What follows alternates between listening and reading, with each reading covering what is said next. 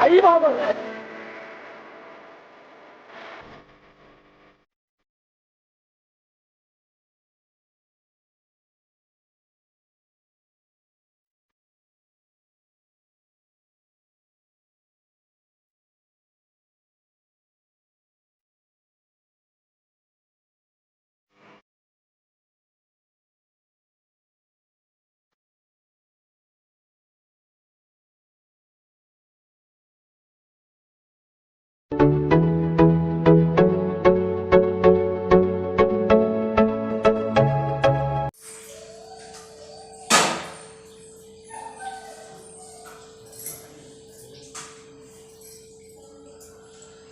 మనం కొబ్బరి ఎండబెడతాం కదా, అవి ఒట్టి అయిన తర్వాత వేపుకొని కొంచెం పొడి చేసి పెడితే అప్పుడప్పుడు కూరలు వేసుకొని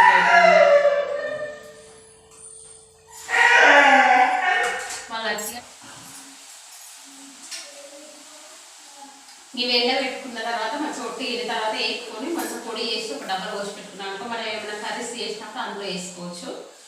అందుకని నేను ఎండబెట్టుకు పెట్ట కొబ్బరి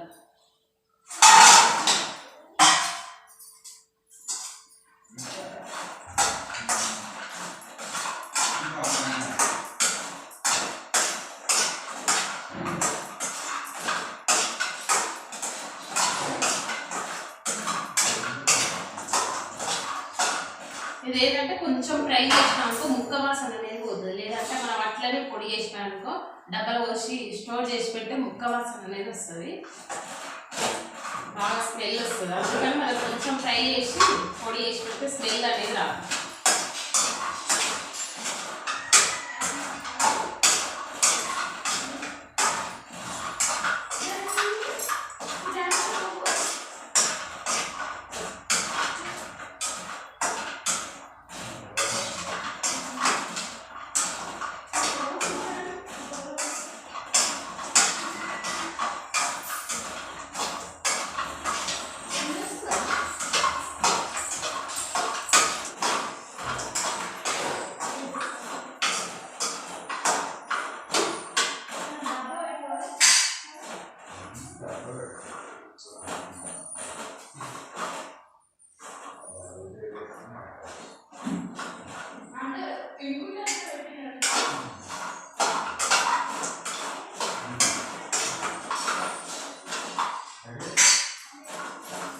లైట్ అయితే ఫ్రై చేసిన. ఇప్పుడు కొద్ది చల్లారిన తర్వాత మిక్సీ పట్టుకోవాలి.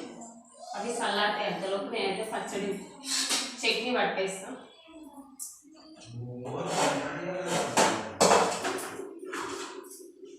మన పిల్లలకు స్కూల్కి లేట్ అవుతుంది.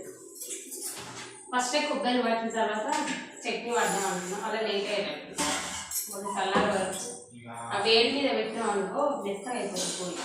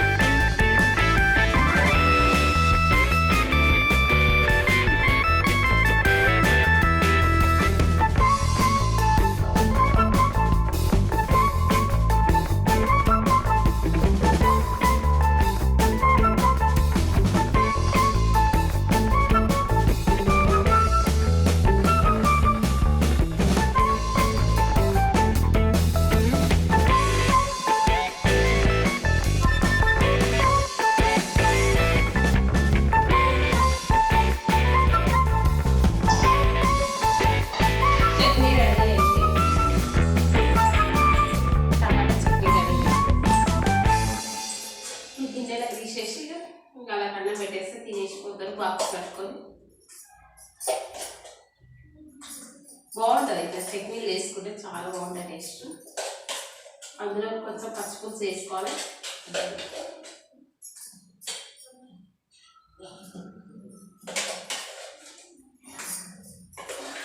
తాలింపు ఇట్లా ఏమి వేయను, పల్లీలు ఇట్లా వేసినా కాబట్టి ఇట్లా మనం ఫస్ట్ నూనె వేసి ఫ్రై చేసినాం కాబట్టి నూనె ఎక్కువ ఉంటుంది. మళ్ళీ తాలింపు వేసినాక మళ్ళీ ఆయిల్ యూజ్ చేయవలసి వస్తుంది. అందుకని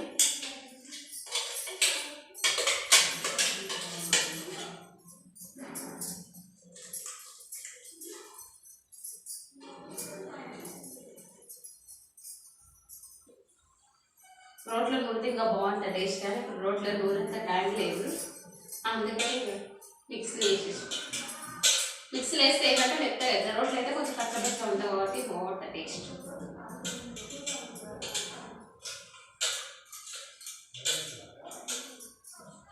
మిక్సీ లేనప్పుడేమో చేసేది, మిక్సీ వచ్చినాక వాళ్ళు బద్దకం ఏంటి ఫస్ట్ ఉంది కదా అన్నట్టుగా. అదే మిక్సీ ఉంటే తొందర తొందర వేసి, మిక్సీ లేకుంటే తొందర తొందర నూరేదా.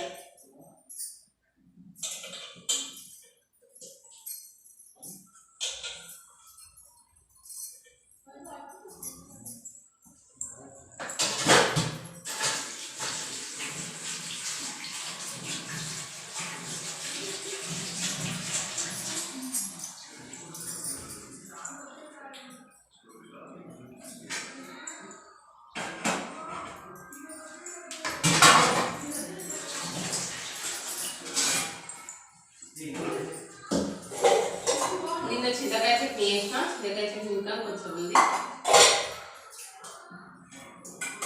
టమాటా పచ్చడి అన్నం ఉడక రెడీ అయింది. అన్నం ఉడక